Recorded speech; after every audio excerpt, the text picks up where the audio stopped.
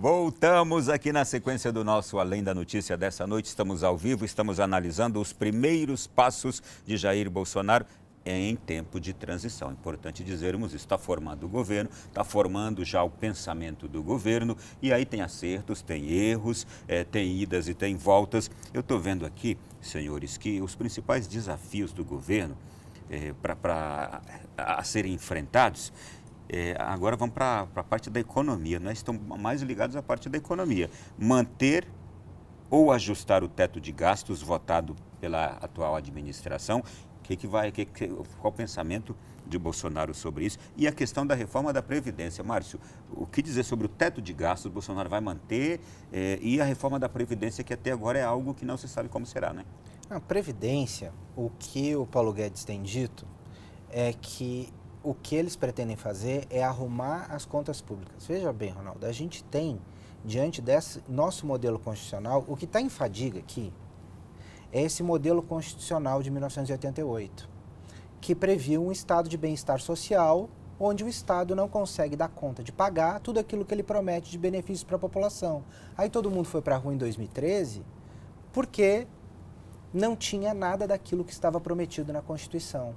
E na Constituição nós temos hoje despesas engessadas em 94%. 94% do orçamento do Estado são para pagar despesas obrigatórias da Constituição. Se nós somarmos com restos a pagar, dá 97%. A capacidade de investimento do Estado é completamente estrangulada. Por isso que não cresce. Por isso que não cresce. Nós precisamos o quê? Uma reforma da Previdência para tirar um pouco desse estrangulamento. E essa reforma do presidente Temer, ela serve para arrumar aquilo que está errado na Previdência atual. O Bolsonaro falou hoje de aproveitar parte dela, né? Exatamente, isso é muito importante, aproveitar parte dela. E do outro lado, o Paulo Guedes, que tem na bagagem a experiência chilena, né, ele vem com uma ideia de criar um novo sistema de previdência baseado em capitalização. Então são dois assuntos, né, e o telespectador precisa entender direito que a Previdência ela tem dois assuntos. Primeiro, é arrumar a Previdência do passado e preparar uma Previdência do futuro que não afete a capacidade de investimento do Estado. Porque se você fizer um sistema de capitalização, você aí resolve muitos dos problemas que você tem de estrangulamento de capacidade de financiamento do Estado. Mas mais do que isso, acredito que esse próximo governo vai trabalhar em reformas estruturantes que desmontem esse modelo de bem-estar social que nós temos, que vem da Constituição de 88 e que foi a principal causa de insatisfação da população, que acabou levando o Bolsonaro ao poder, e também, de outro lado, a grande forma de os políticos terem conseguido roubar tanto. Ou seja, muitos recursos no Estado, muitas estatais, um Estado muito pesado. O Paulo Guedes disse, eu vou privatizar tudo que eu puder. Então, quer dizer, eu acho que vai sair um peso das costas do Estado e a parte da reforma da Previdência, aproveitando que já fez o Temer, faz parte disso. Alexandre, ajuste. O governo precisa achar fontes de recursos. E aí vai passar muito por isso. A reforma da Previdência, mas também o que ele falou agora, privatizações que podem gerar dividendos. E o que mais pode ser feito? Porque Previdência é despesa. O que você pode tentar reduzir é a questão de gastar menos com essa conta, que é muito elevada. Ou não deixar que ela cresça, né? Que ela cresça. Né? Algumas coisas eu acho importante e eu acho que já existe uma discussão desde muito tempo, e o Onyx Lorenzoni tratou nos últimos dias com muita propriedade dela, que é separar exatamente o que é previdência do que é ação social. Porque na conta da Previdência tem muita coisa pendurada lá que necessariamente não é previdência. Né? Então, essa questão da gente deixar muito bem claro o que esses programas de benefício social e o que é exatamente previdência é importante para a gente poder combater esse problema. Lógico que são duas contas que estão numa única rúbrica e que custam muito caro ao país. A minha preocupação somente de Bolsonaro com relação à previdência é que o Paulo Guedes tem um pensamento muito mais rígido sobre como fazer uma reforma da Previdência, né? E daí, logicamente, tem que se aproveitar o que já está se discutindo dentro do Congresso, porque tem um rito a ser tratado dentro do Congresso Nacional. É melhor aproveitar uma discussão que já está em curso dentro do Congresso Nacional, que já passou por comissões temáticas, já se passou... O projeto está pronto já está pronto para votação. Então, você recomeçar uma discussão, você pode trabalhar todas as mudanças que você quiser, inclusive em plenário. Então, a gente ganharia tempo em poder fazer uma reforma da Previdência. Mas aí eu tenho o político, que aí sim é o presidente da República, que já no período de campanha ali, ele disse que talvez não fosse uma reforma da Previdência mais flexível, que pudesse ano a ano galgar um patamar um pouquinho mais elevado. Lógico que a questão da capitalização ela é importante para as novas pessoas que estão entrando no regime de Previdência, que estão entrando no mercado de trabalho, mas existe toda uma população brasileira que já depende do regime que está posto, né? Então, e esse regime precisa ser visto, não tem como. O Brasil é um doente. E para que ele saia desse estado de enfermidade, vai precisar de remédio amargo. Então, também é importante dizer, o governo Bolsonaro vai precisar aplicar remédios amargos. É importante, estou fazendo a leitura momentânea, é importante o que ele está conseguindo agora, que é credibilidade, inclusive com essas nomeações de ministeriáveis aí, e já de ministros, porque vai chegar uma hora em que ele vai precisar da credibilidade de todo o seu corpo, para aplicar o remédio amargo. Senão, a gente não vai conseguir sair da doença. A Previdência é um caso clássico. Né? Um dos maiores problemas da Previdência é que ela não é tratada em regime único. Né? Você tem uma grande parte da população que recebe pouco e uma pequena parte de privilegiados que recebe muito. E para isso você vai ter que mexer, obviamente, com a questão dos servidores públicos, né? Que são muito bem organizados dentro de lobbies no Congresso Nacional, ou seja, é muito bem estruturado essa presença dos servidores públicos, mas precisa ser mexido. Para quê? Porque a gente está tendo aí uma casta de brasileiros que são bem nutridos pela Previdência, uma casta muito pequena, que são bem nutridos pela Previdência, que estão assegurados os seus grandes ganhos quando vier as aposentadorias, mas a grande massa de brasileiros, ela tende a viver com quase nada em termos de remuneração. Então, esses Brasis precisam ser ajustados e nesse embate criar-se um regime jurídico único para você fazer os pagamentos da Previdência é o grande desafio. Muito bem. Sem sair da pauta de economia, Márcio, repensar a política externa e comercial do Brasil é outro. Atacar essa crise econômica, como o governo Bolsonaro pretende fazer isso? Atacar essa crise econômica, a questão da política internacional também? A gente não pode esquecer que a gente vem de governos desastrosos da Dilma em relação às contas públicas, né? E nós tínhamos equilíbrio nas contas públicas e que a Dilma, durante os seus governos, esse foi o principal pecado dela, foi que ela dilacerou, né, as contas públicas brasileiras. Hoje a gente tem um déficit astronômico que nem o Henrique Meirelles, quando foi ministro da Fazenda, conseguiu resolver.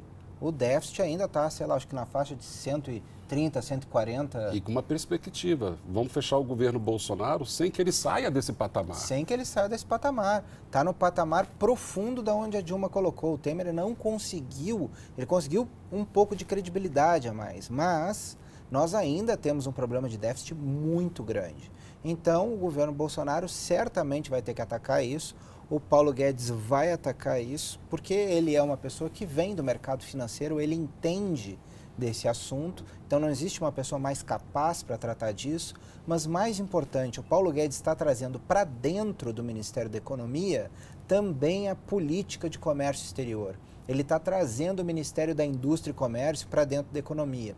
Por quê? Porque pela primeira vez nós vamos virar um país de verdade, um país aberto que comercia com todo o mundo. Então, essa é uma das ideias fundamentais. Comércio, trocas comerciais geram ganhos para o país. A gente tem a péssima ideia introduzida pelo pensamento marxista que quando alguém perde, outra pessoa ganha, ou alguém para ganhar, outra pessoa tem que perder. Não, nas trocas comerciais, a gente pode fazer um sistema de ganha-ganha. Os dois ganham. E a economia do Brasil ganha, os empregos crescem, Ou seja, nós precisamos ter uma abertura comercial, o Brasil precisa se abrir para o mundo, nós somos um dos países mais fechados, nós temos barreiras tarifárias, barreiras fitossanitárias, que são barreiras não tarifárias, que precisam cair, proteção ao empresariado nacional ineficiente, mas que também do outro lado tem uma enorme carga tributária. Então, portanto, é necessário que o comércio exterior e a economia estejam dentro da mesma pasta, porque a reforma dos dois lados tem que ser concomitante. Você não pode abrir o Brasil rapidamente para o exterior sem desonerar o empresário que aqui trabalha.